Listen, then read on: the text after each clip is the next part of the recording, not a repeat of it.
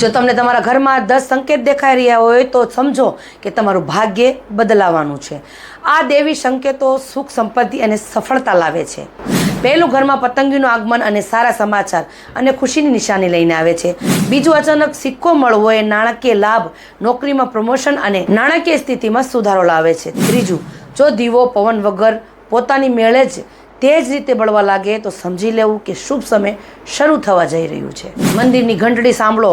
ઘંટડી અંદર કે બહાર મંદિરના ઘંટનો અવાજ સાંભળવો એ આધ્યાત્મિક અને સકારાત્મક ઉર્જાનું પ્રતીક છે. પાંચમું, ગરોળી જમણી બાજુ કે ઉપરની તરફ દેખાય તો તે બહુ શુભ માનવામાં આવે છે.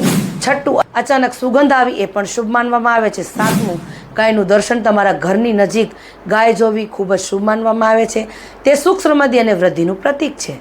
આઠમું, એક સારું સ્વપ્ન. જો તમને સ્વપ્નમાં મંદિર, ભગવાન, પાણી, સાપ, ફૂલો અને ઉડતું પક્ષી દેખાય તો તે આવનારા સારા સમયનો સંકેત આપે છે. નવમું, મેઘ ધનુષ જોવું તે સંપત્તિ અને જીવનમાં સુધારો લઈને આવે છે.